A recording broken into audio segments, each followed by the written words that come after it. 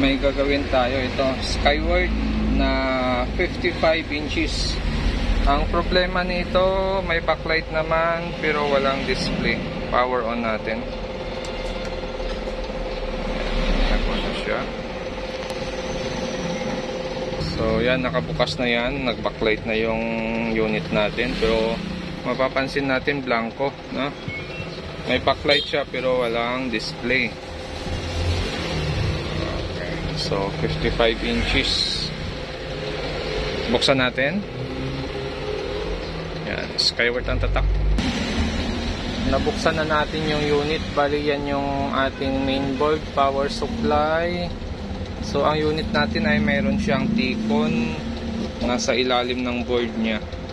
So ang problema, no display. Check muna natin kung may supply yung ating LVDs na papunta sa ating T-con. So dito ang supply, ano? Ito yung side na to ang supply natin. Ito, nakabukas na yung unit natin. Mayroon na tayong backlight. Yan, may backlight na yan. So check lang natin kung may supply tayo makuha dito. Dito sa supply ng BC, ang ano natin, ng panel. Ito ba yung supply natin? Okay.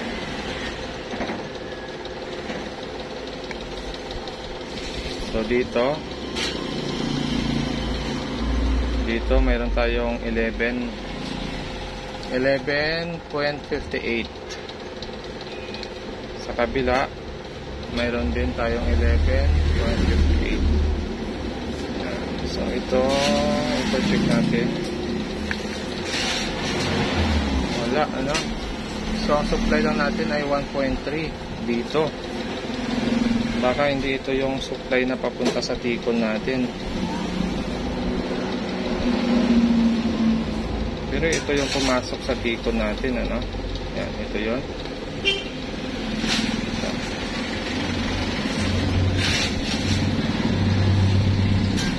Grounding, baka itong isa. Check natin ito. So ito wala. So maaaring ito yung supply natin. So wala talaga, no? 1.3 lang talaga ang supply na pumapasok dito.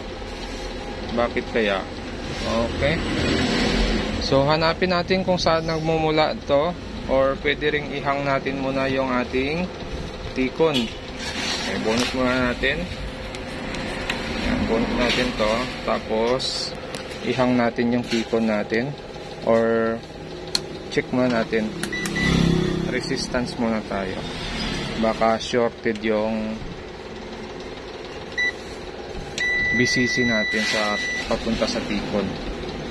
Okay, check natin to. So hindi naman siya shorted, oh.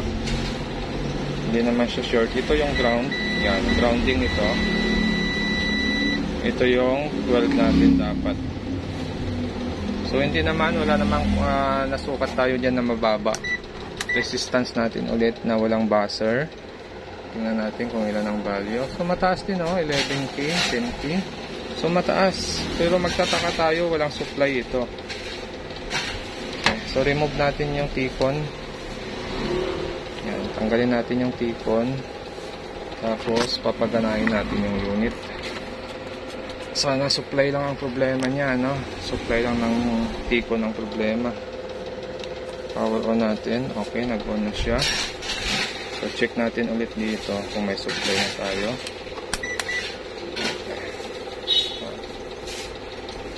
So tumaas siya, naging 9.7 siya.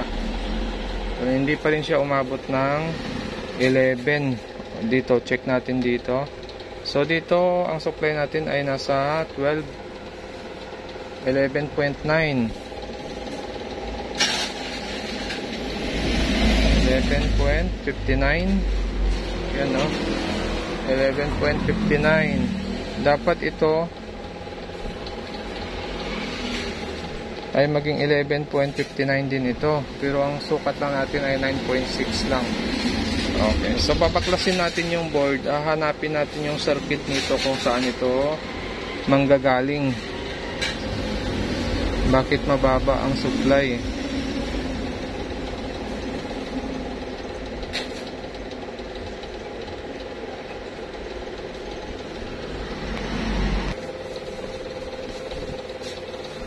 So na-trace natin ang circuit na ito ay manggagaling dito sa IC na ito.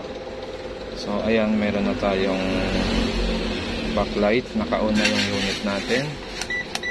Titingnan natin kung may supply tayo dito.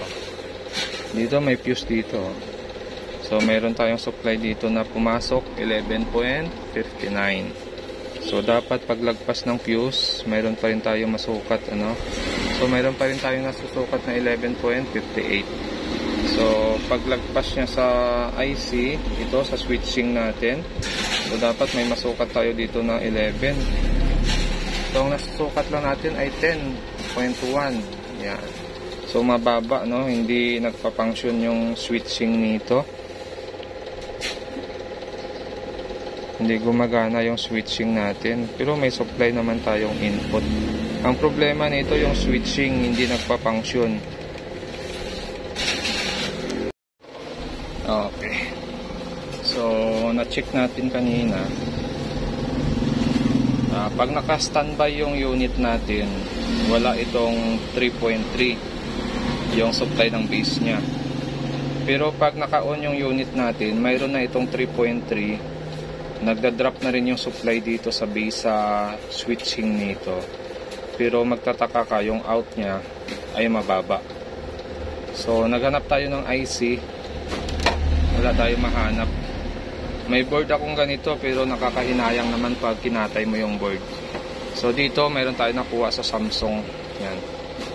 Itong Samsung, yan yung model niya. So yung switching nito, ganyan. Parehas sila ng pin pero magkaiba sila ng number.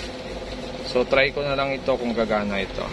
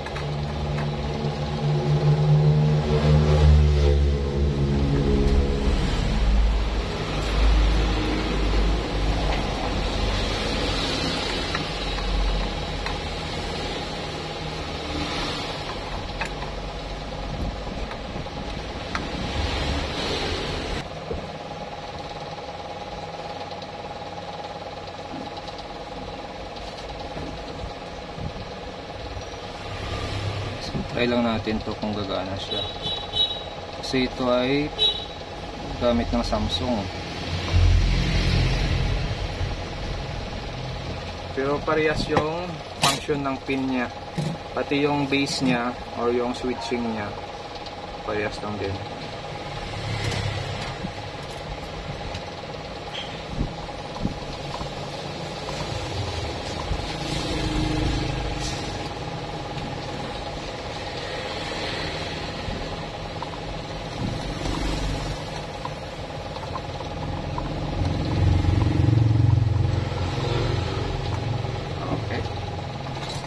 Check pa rin natin kung maganda yung kapit.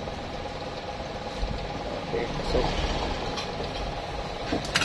try natin, tingnan natin kung maglalabas na siya ng normal na supply. So ito, susukatin natin. Ito yung ating supply. So mayroon tayo 9.0. Naka-standby pa lang yung unit natin. Tapos itong base natin, wala ding supply.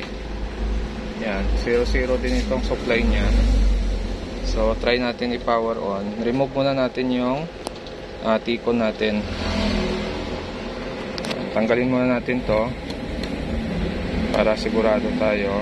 Pero wala namang problema kasi yung supply na lalabas lang naman dyan, same din doon supply sa 12 natin. So pwede din nakakabit. Power on lang natin. Yan, nag-on na siya. So check natin kung may out. Yan, nag-out na siya ng 11.59. Tapos pwede pwede pa rin pang Samsung. Pero try pa rin natin. Ito, nagkaroon na siya ng supply na 0.6. Yan. Tapos magkakaroon ito ng supply. Yan, 0.04. Yan na yung magti-trigger doon sa switching nito. Tapos ito naman yung ating input supply na 11.58. Okay, so naka-out na siya. So try natin. Actual natin na. Kabit natin yung T-con natin. Sana yun lang ang problema niya, no? Pag ito lang problema, swerte ng gawa natin. Kasi sure ball na yan.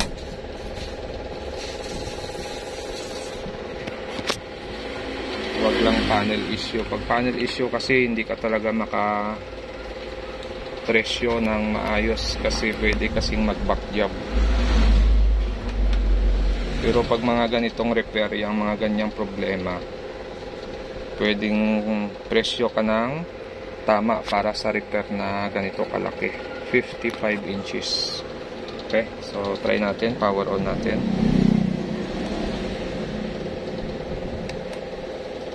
Yan, nag-on na siya. Tingnan natin kung may supply tayo. So mayroon na, 11.5. Yan. So hindi na siya bumabagsak ng 1.3. 11.5 ang lumabas dito. Tingnan natin kung mainit. So hindi naman. Okay. So ito kasi ay pang Samsung, switching ng pang Samsung. So positive, talagang sira yung IC na ito, sira yung switching na ito. Yan, tabi natin, tapos sisilipin natin yung unit. Tingnan natin kung magkaka-picture na siya or nagka-display na siya.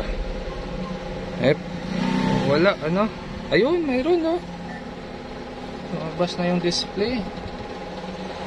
Okay, meron na. Yun, yan. So yun lang ang sira talaga niya.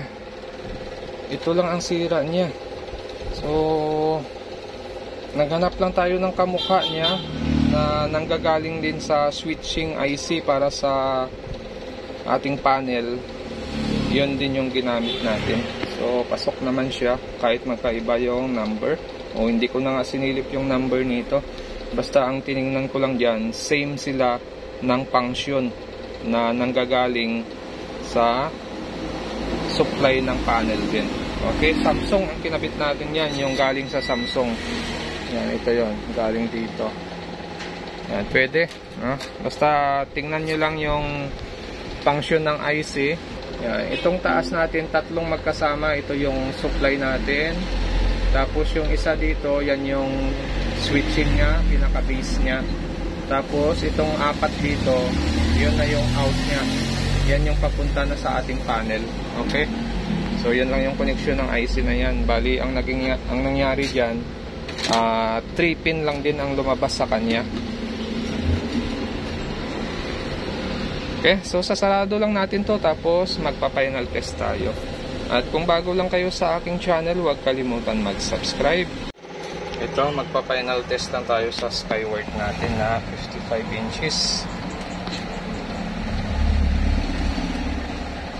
Ayaw mag-on. Yan. Yun, lumabas na si Skyward.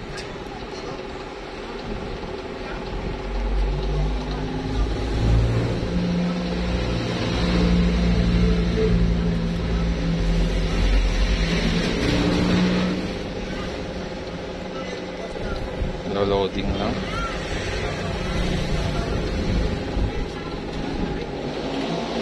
Okay, so